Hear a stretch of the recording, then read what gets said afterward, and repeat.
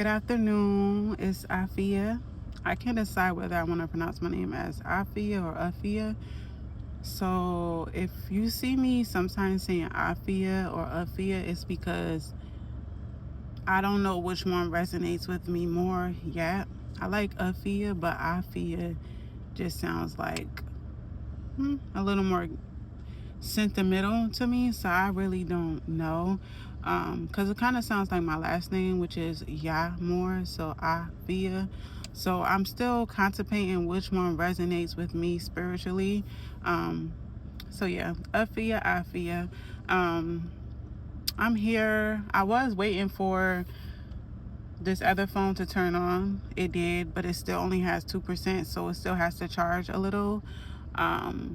And then I was just gonna make like 2 errands really quick, because I have a family date tomorrow. I'm excited, but I'm a little nervous. I'm nervous because we haven't been on a family date in a little while. Not extremely long, but this is my first time going out on a family date, like with being reverted to Islam. So this is my first time going out with my family with my turban on. So I'm a little nervous, but I'm also looking forward to the date. Yeah. For some reason, I just keep seeing a lot of birds. You know how you see birds, but you just see more and more? It seems like I'm just seeing like a lot more of birds. Like right now, I'm looking at a red bird. I'm not even lying. Do y'all see it? I hope you guys see that red bird. I really do. Um, I hope I caught that red bird. I can't wait to look back and see if you've seen it. But I'm not only seeing birds, I'm seeing like rare birds that you don't just see flying around. I don't know. I grew up in the trenches. I say the trenches because it's considered the hood. But you ain't just see a red or blue jay flying around in the hood every day or nothing like that. It was very rare that you caught like a red or a blue jay. And it was kind of like just sitting there. So I can't wait to look up what that spiritual meaning means. I know when I looked up the blue jay yesterday, it meant like, let me look it up again so I'm not lying.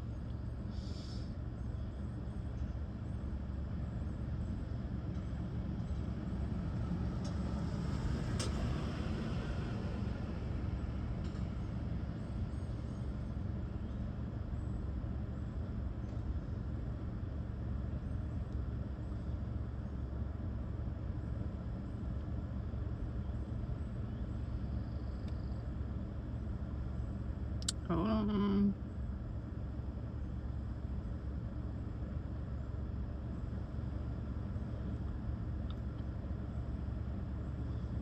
So, spiritually, the blue jay symbolize honest self-expression, fearlessness, and curiosity. Because of their vibrant blue color and notoriously loud, assertive calls, these birds are often viewed as spiritual messengers, encouraging you to speak your truth, trust your instincts, and confidently stand up for yourself. And when I say that sounds like it's coming from Allah directly to me, it sounds like it's coming directly from Allah. Truth and honest communication. In many spiritual traditions, the blue jay's brilliant color is associated with the throat chakra, the energy center responsible for communication. If a blue jay crosses your path, it may be a spiritual nudge to stop swallowing your words, share your authentic feelings, and speak your mind with clarity and courage. Message from beyond. Because blue jays are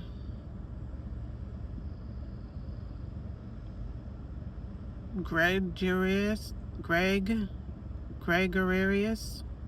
and hard to ignore, many mediums and spiritualities believe these birds act as messengers from the spirit realm. A sighting is often interpreted as a comforting sign of healing thought from a departed loved one. Fearlessness and protection. Blue jays are highly protective of their nest and territory and will fiercely scold or chase away much larger threats.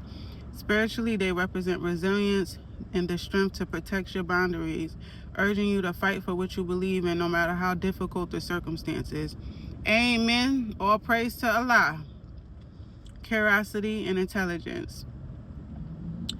As incredibly curious and resourceful birds, blue jays symbolize the pursuit of knowledge. Their presence can serve as an invitation to stay mentally alert, pay close attention to your surroundings, and look at the bigger picture before making a critical decision. For deeper insights on how birds act as spiritual guides, explore the holistic wellness resource provided by Mind Body Green. Okay, now let's see. What does the red birds mean?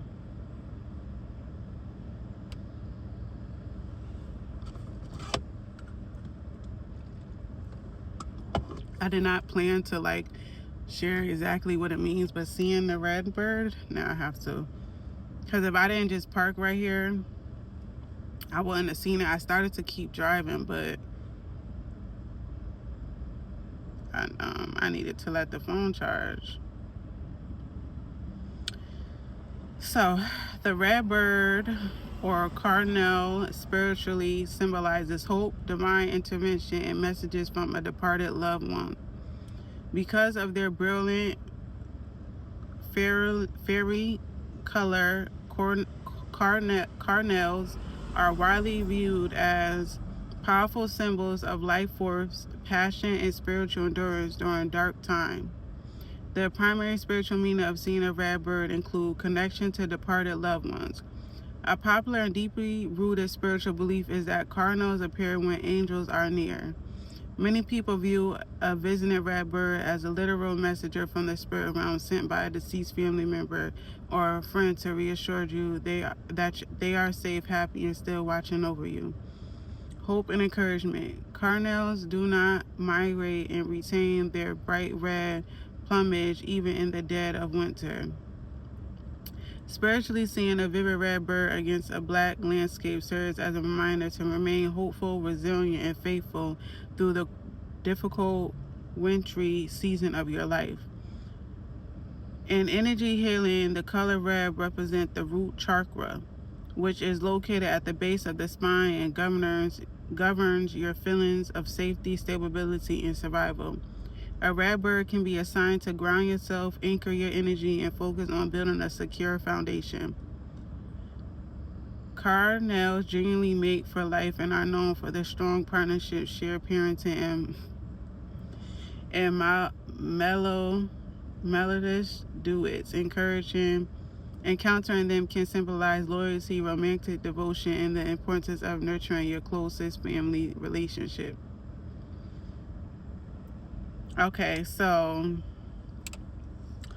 reading that, it definitely resonated with me in my season of reverting to Islam, because every day is a challenge. Every day is a day of being resilient. Every day is a day of looking at myself in the mirror. Not for one thing, but many things. And sometimes, especially now, with where my spirit is leading me right now, I wish I could go back and be there for the child version of me. A lot of us never really had somebody to really love us as young women and really guide us from pure love as young women, because generation after generation, our women have struggled. Our women have been abused, manipulated, and just turned into women that are unidentifiable. We have become the villains, and it's not hard choosing to not be the victim or the villain, but to just be. But what I will say is the most important part of your journey is continuing to build. I will not say that enough, building and praying and fasting. I realized as a woman, our tongue is very powerful. I used to have the mindset where I would want to show up natural.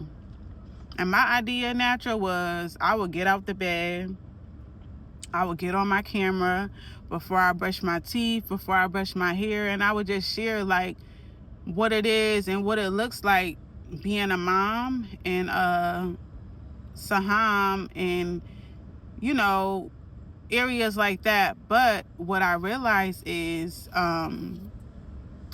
you can show up as your natural self but still show up powerful, because representation is everything. So within building and becoming more in touch with yourself, make sure that you're not chasing the identity of someone else. And that's why I love this book that I'm reading, because even becoming Islam, you could get lost in like more so following like a tradition and like doing things to just fit the identity of the nation. And that's not what reverting is about. It's about reverting back to the creator, reverting back to your divine energy and yourself, so that your power can work and overcome the depths of this land, and go up against men. If you don't know, when I say men, I'm talking about women and men, not just like men, but one man. So woman is a part of men. But this book talks a lot about, and when I tell you, when you like look and seek knowledge and information, the way your vocabulary has to expand, it's beautiful, but it's also like tricky, because there's a lot of words, like when I read, I like to underline, because there's nothing wrong with not being able to pronounce certain words. That does not mean you're illiterate or you do not know how to read. The best thing to do is to seek and get the correction. There's nothing wrong with being corrected. I love being corrected, and I'm embracing that more. So what I do is, when I am reading certain information, if I don't understand it or I don't understand the pronunciation of it, because the way you pronounce it is important, I will use like Google and I'll let them say it to me. So it's like a pro and con to like this digital stuff, you know. I personally, recently I have become very like disgusted with the internet. I'm not a fan of the internet at all. But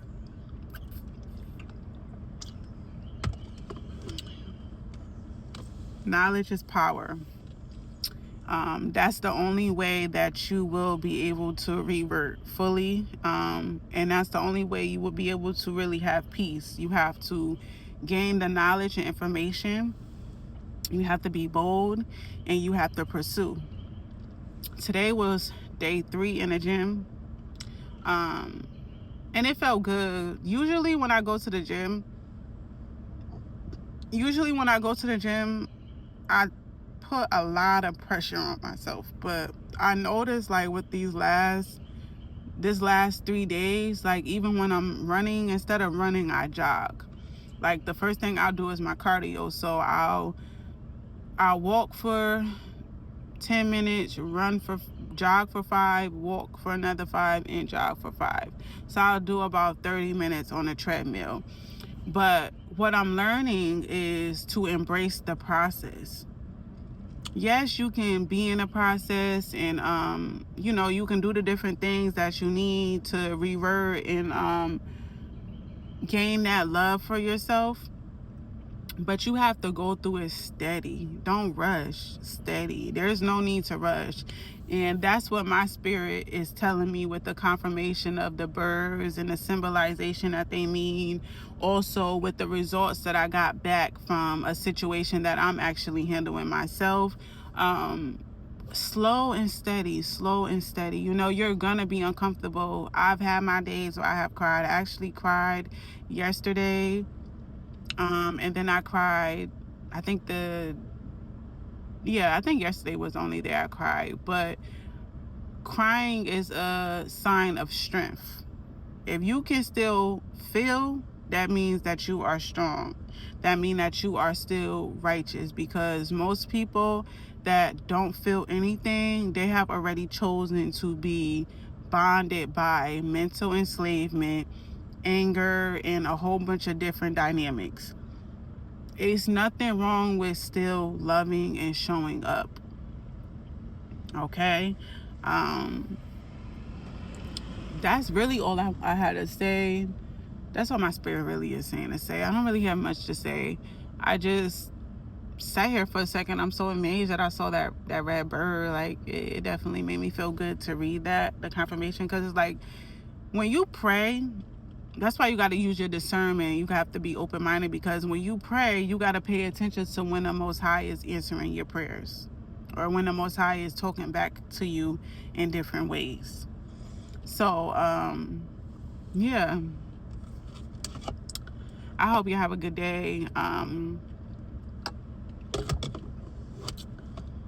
Pay attention, be alert, continue to fast and pray, continue to be disciplined, continue to build a circle of women and men that you that feed you spiritually.